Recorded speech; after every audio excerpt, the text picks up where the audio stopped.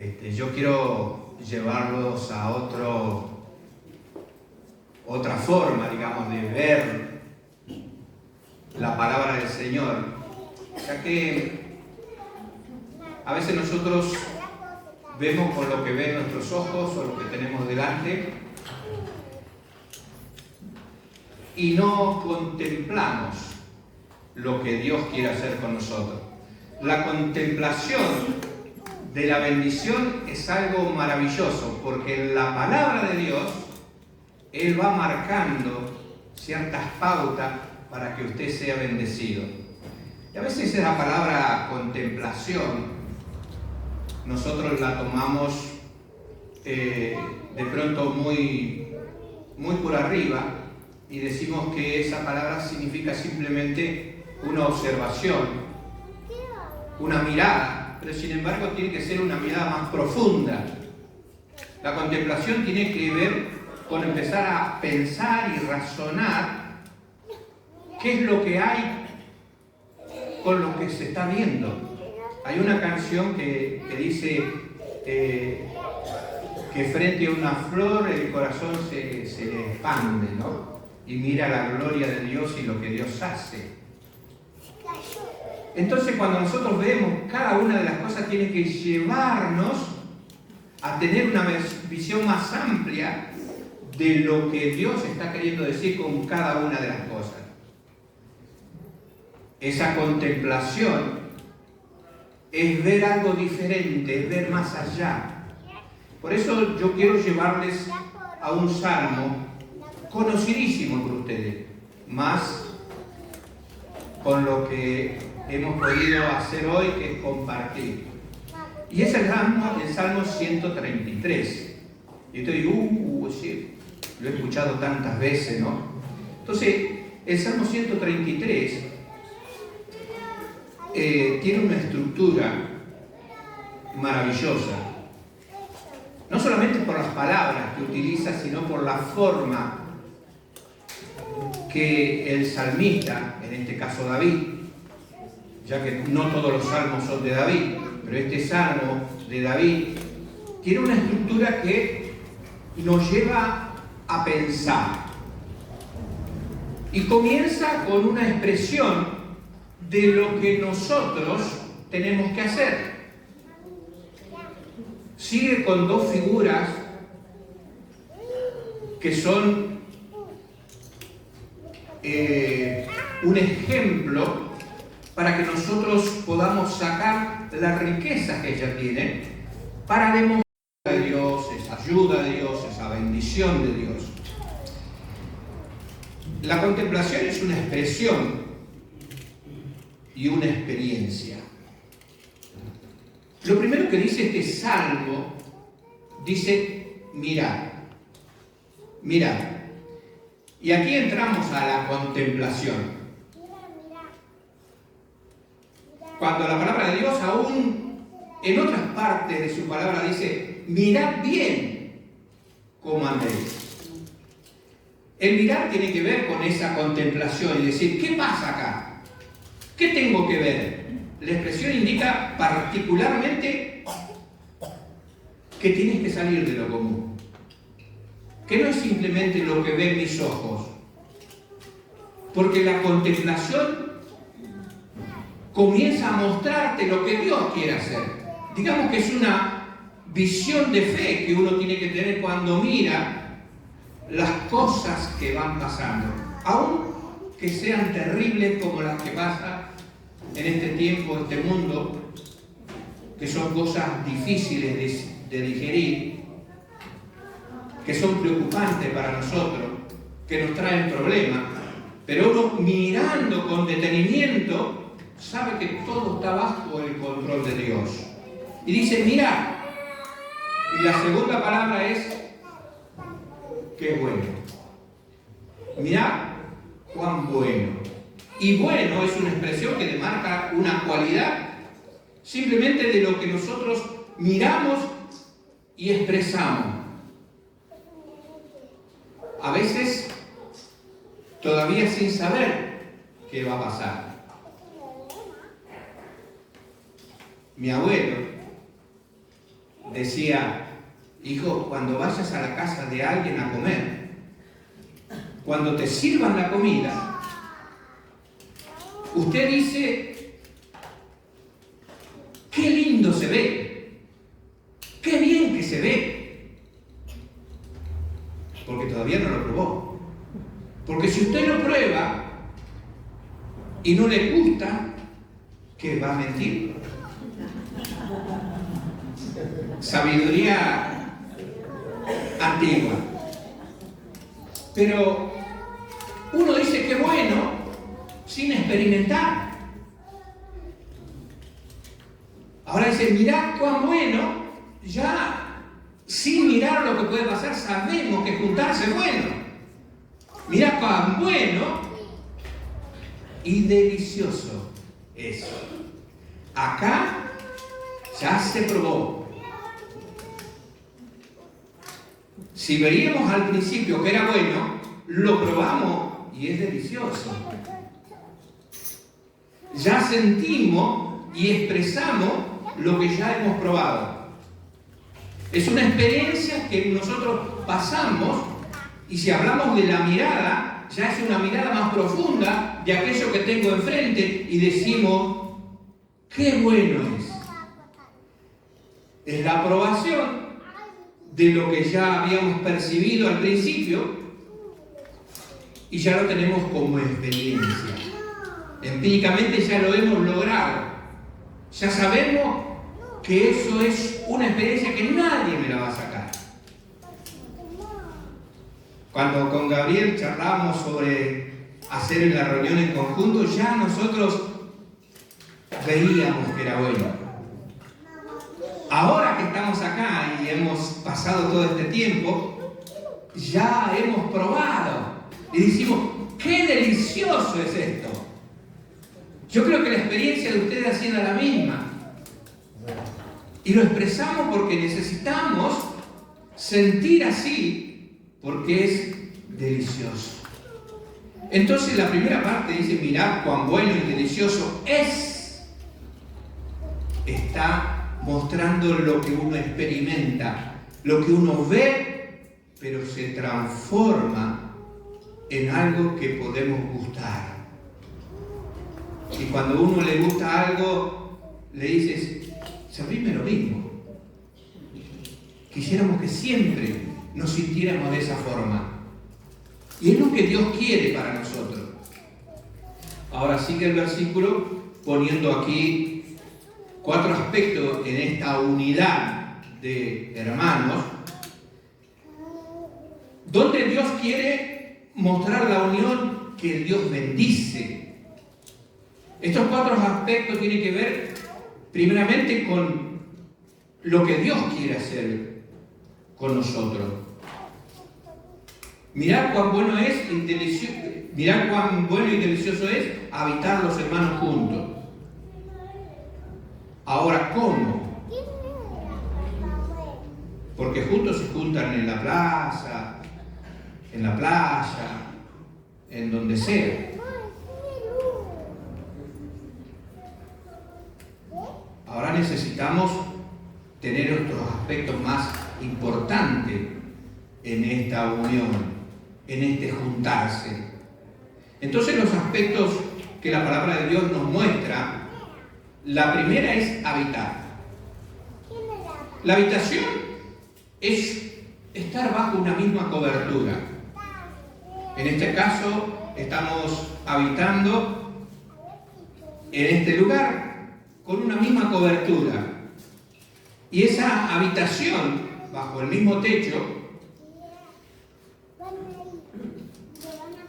digamos que físicamente no nos implica nada. Pues yo quisiera decirle que usted está bajo otra cobertura cuando se reúne en el nombre del Señor.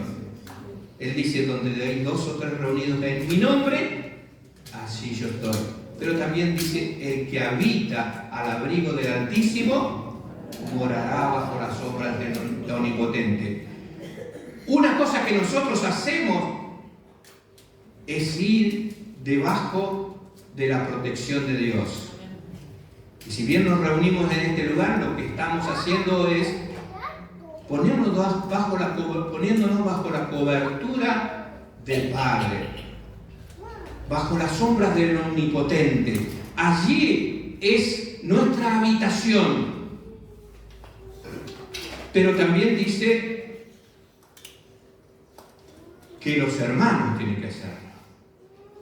Y aquí la palabra de Dios, sabemos que no estaba hablando de la iglesia, no estaba hablando de la familia, estaba hablando del pueblo de Dios, del pueblo de Israel.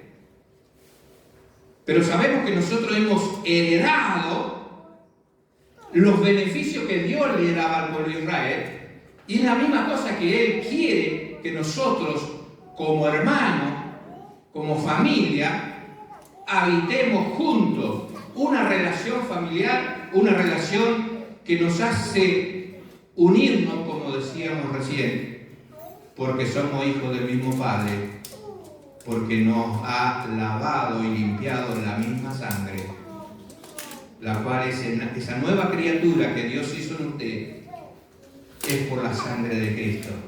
Y eso es maravilloso. Lo tercero es estar juntos. No es lo mismo habitar que estar juntos.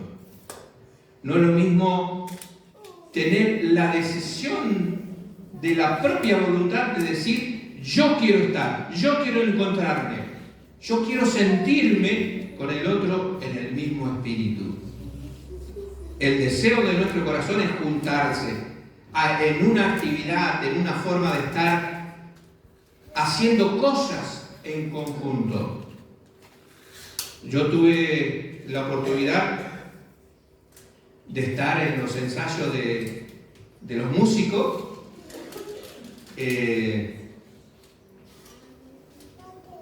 Ya venimos con muchos años de experiencia y es difícil ponerse de acuerdo en la música.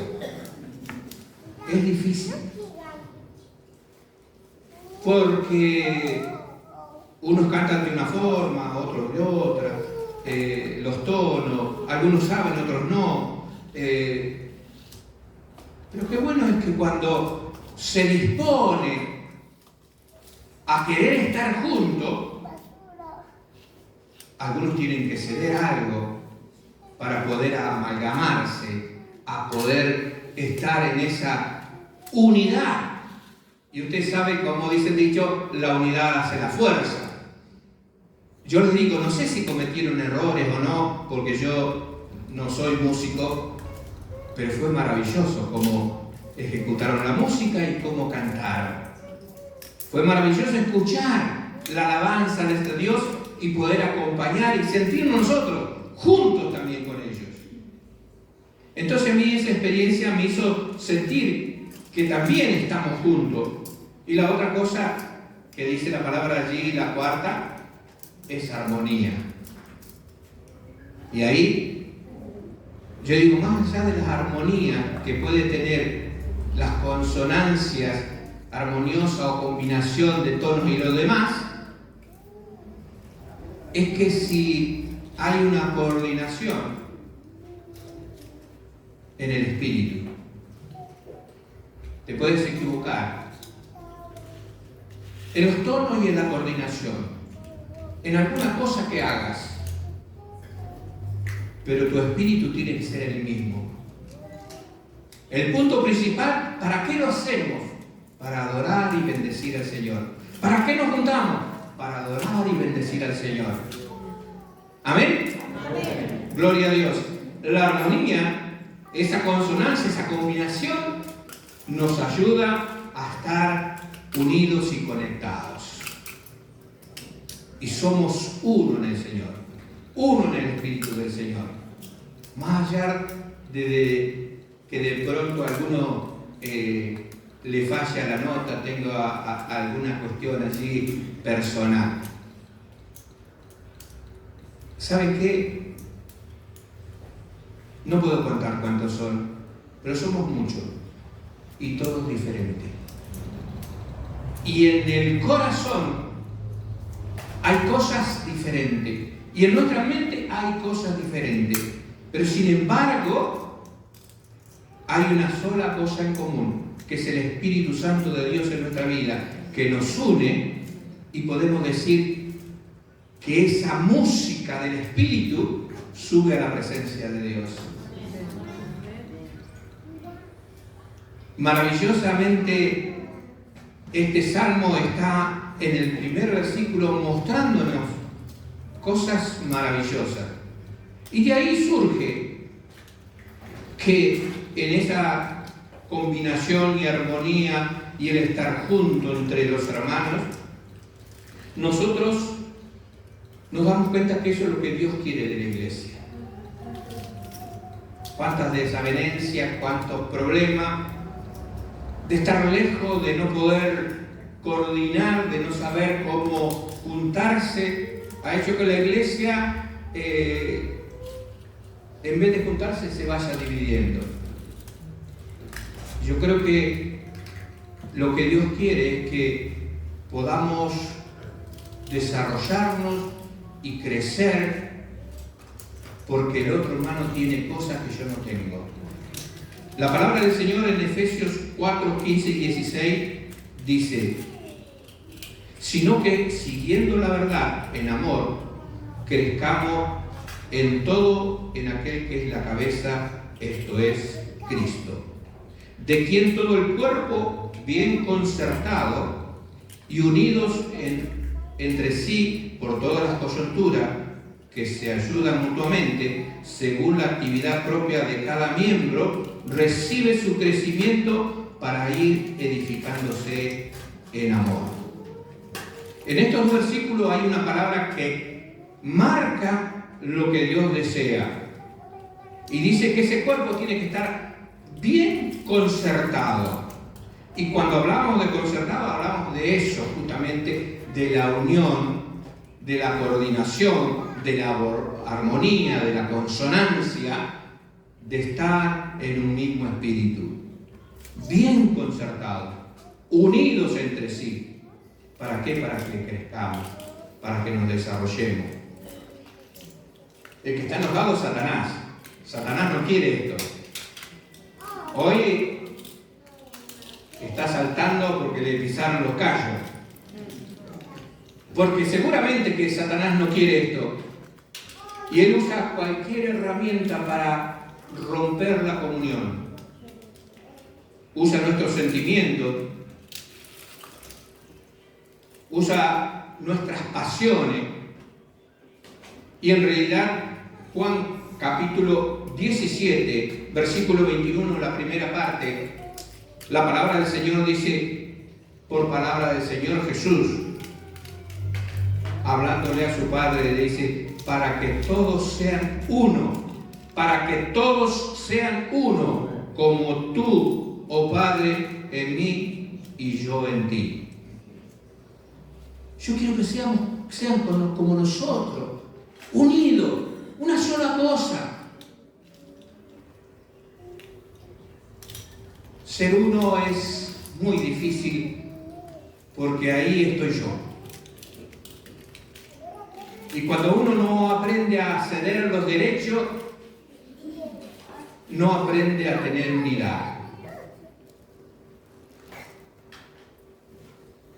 Muy difícil es coordinar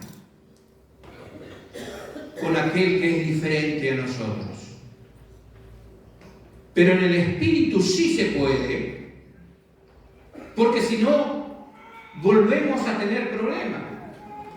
Y sabemos que Satanás impulsa nuestro yo con todas sus pasiones para que no logremos una unidad verdadera. Santiago capítulo 4 versículo 1 dice: ¿de dónde vienen las guerras y los pleitos entre nosotros? ¿No es de nuestras pasiones las cuales combaten vuestros miembros, en vuestros miembros? El aspecto negativo de esta pasión, o de las pasiones, tiene que ver justamente con ese desenfreno que sufrimos, porque somos nosotros, porque prima nuestro orgullo, porque de pronto no nos gusta sufrir, porque de pronto ese asentamiento emocional que tenemos, porque yo ya sufrí bastante en mi vida, no quiero sufrirlo ahora.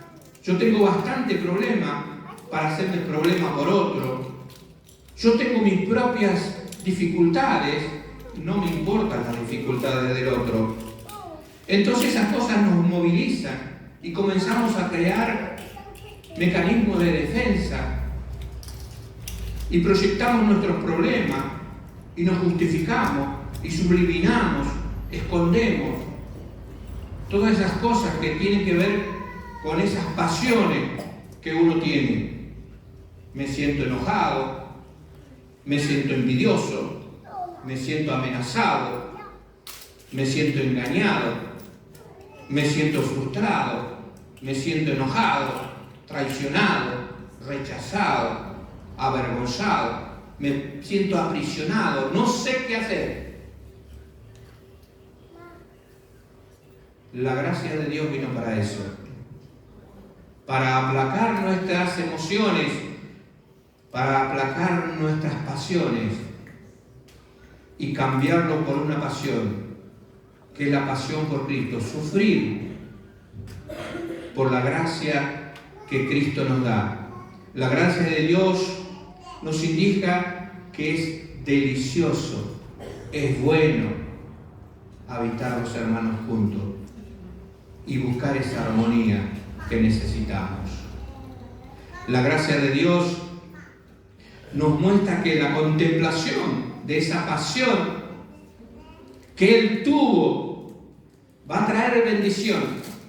Si nosotros miramos bien, como dice ahí el Salmo 103, mirad cuán bueno es y delicioso habitar los hermanos juntos y en armonía. Cuando el pueblo de Dios habita en armonía, Dios bendice. Dios comienza a hacer la obra en medio de nosotros. Las dos metáforas, las dos figuras, está marcando cómo es la bendición de Dios. Y entonces, si trabajamos en nuestra mente, sabiendo que estas figuras tienen que ver con esa bendición, tenemos que mirarla bien. Tal vez, muchas veces hemos pasado por alto y hemos dicho, es como el buen óleo derramado por la cabeza de Aarón y bla bla y bla bla y bla bla. ¿Por qué no mirar lo que Dios está diciendo? ¿Por qué lo dice? ¿Por qué es importante que esta metáfora esté allí? Las metáforas se utilizan para mostrar algo. Y el buen óleo era ese aceite, que no era un aceite común, no era el aceite marolio, no era el aceite para curar los enfermos, no era el aceite para las lámparas. Dice el buen óleo. Y el buen óleo se utiliza simplemente para la unción de los sacerdotes. Y preparaba la unción santa con diferentes cosas, principalmente con especies aromáticas. Esto nos hace pensar que el buen óleo en esa ceremonia tenía que ver que todos sintieran que se estaba haciendo un acto donde todos podían participar y sentir ese aroma. Siempre es bueno, yo le digo antes de mi cumpleaños, porque yo empiezo desde octubre a decirle que en noviembre es mi cumpleaños, a los hermanos, ¿qué le pueden regalar al pastor? Perfume. Perfume desodorante, porque el pastor saluda a todo el mundo. Así que ténganlo en cuenta. ¿Cuándo cumplí 2 años? Octubre. Así que en septiembre prepárese con un buen perfume. Mire, En una oportunidad fuimos a buscar un misionero a Ezeiza, y uno de los muchachos que estaba allí, yo quiero ir. Bueno, fuimos con este muchacho, y él es fusivo, va y le saluda. Y el misionero le dice, ¿cómo te va? O sea, y él sintió como un reconocimiento. Dice, ¿me conociste? Dice, no, dice, el olor de tus axilas, le dice.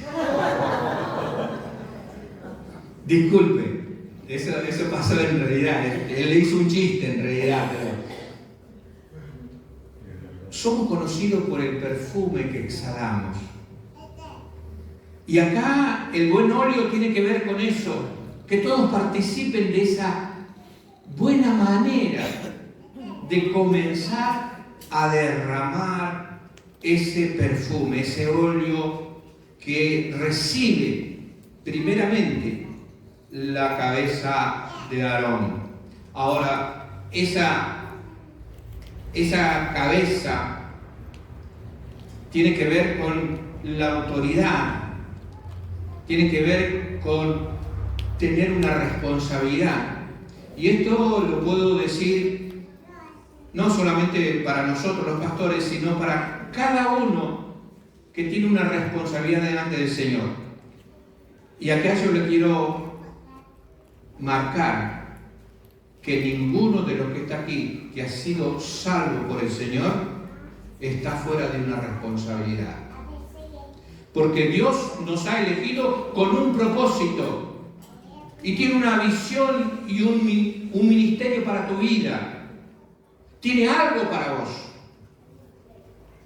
Y dice que esa autoridad que Dios te dio como hijo de Dios, tú la tienes que ejercer ungido con ese perfume agradable, con ese óleo especial, para que eso vaya a la presencia de Dios, que tus actos, tus acciones, tu ministerio vayan para glorificar el nombre del Señor. Proverbios 27:9 dice, el ungüento y el perfume alegran el corazón. Aunque los que no conocen a Cristo, aún ellos se sienten atraídos por esa fragancia. La fragancia es la relación saludable entre los hijos de Dios, porque ven que allí abunda el amor. Así se atrae a la gente. Mirá cómo se aman. Mirá qué bueno es que se junte esa gente. El perfume que comienza a tomar tus pensamientos, tus sentimientos, y dice que ese perfume y ese óleo especial va corriendo, y dice corre hasta las barbas de Aarón. La barba era honra y respeto para el sacerdote y para el pueblo. La identidad estaba marcada por esa barba que no se podía cortar, que tenía que estar parejita. La palabra de Dios aún exhorta en Levítico 19:27. No haráis tonsura en vuestras cabezas, ni dañaréis la punta de nuestra barba. ¿Por qué? Porque este era el símbolo de unión que tenía ese pueblo. Ellos se identificaban porque no dañaban su barba, ni se la cortaban como otros. Y también era una forma de ser amistoso. En varias partes de la historia de Israel hablan de que se tomaban de la barba. Era como a un acercamiento, o sea, como si fuera un saludo. En en vez de tomarnos la mano como hacemos nosotros, ellos le tomaban la barba, no sé qué más hacían, pero fíjense que en la palabra de Dios hay un caso, en este caso no es positivo, pero en 2 Samuel, capítulo 20, versículo 9, dice, entonces Joab dijo a Amasa, se conocían, eran muy amigos, pelearon juntos. Entonces le dijo a Amasa, ¿te va bien, hermano mío? ¿Todo bien, querido? ¿Está todo bien? Hermoso, querido, así como decimos nosotros. Y tomó Joab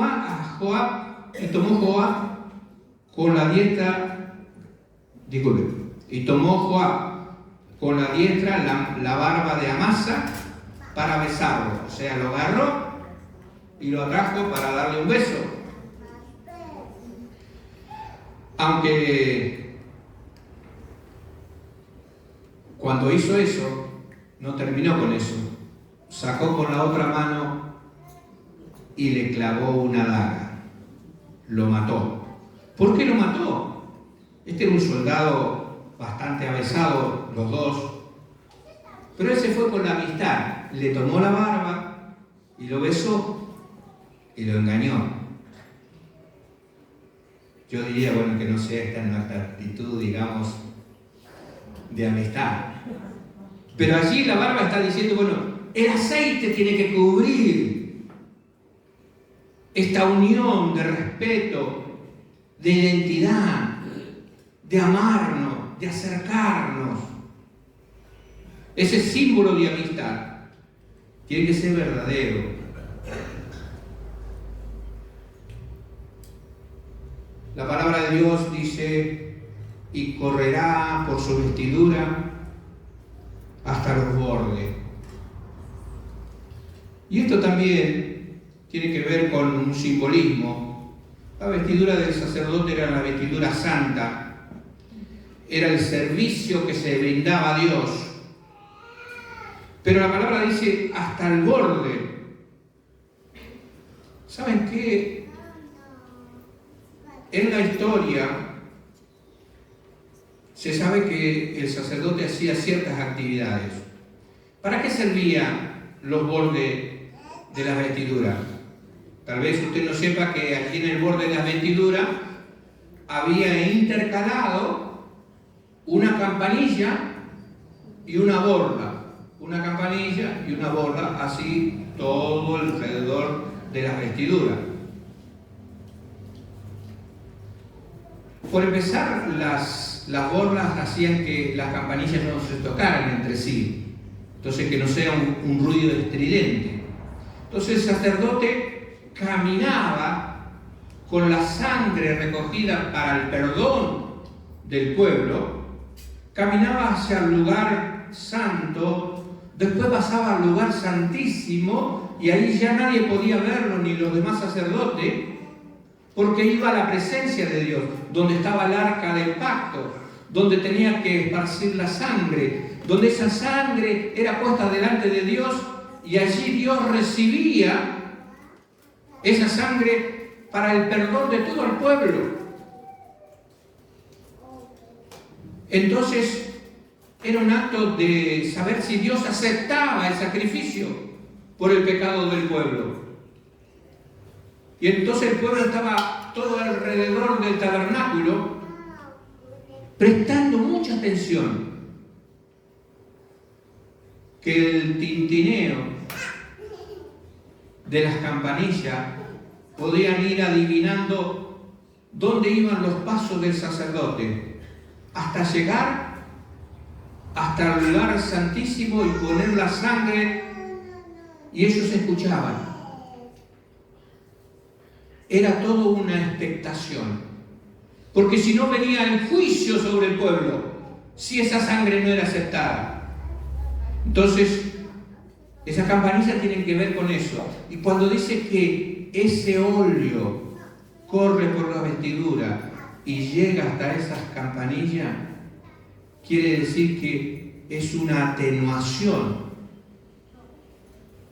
que la bendición llegó hasta los bordes de la vestidura, haciendo que esas campanillas no sonaran. Se terminó la expectación de que Dios no iba a aceptar. La gracia de Dios lo cubrió por completo.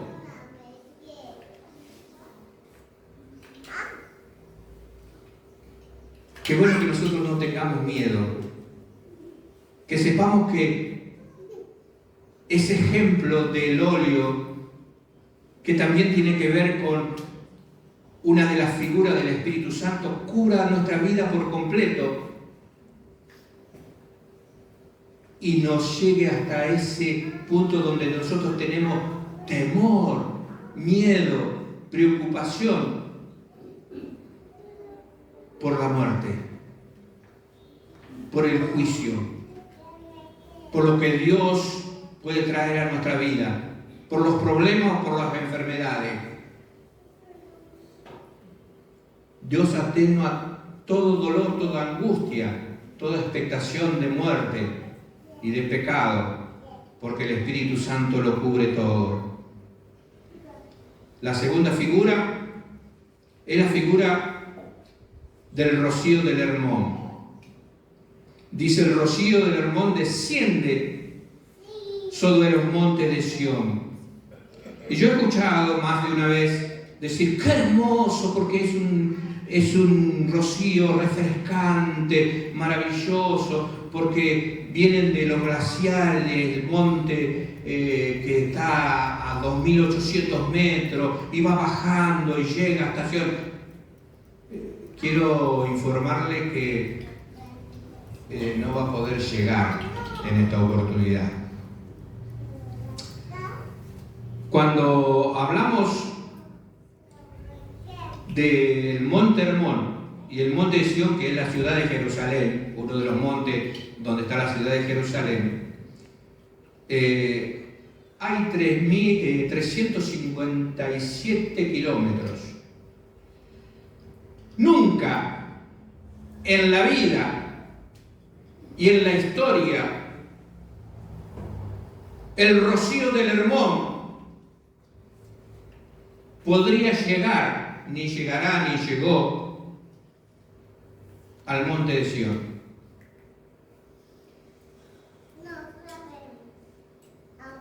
Qué bárbaro, ¿no? ¿Y entonces qué decimos?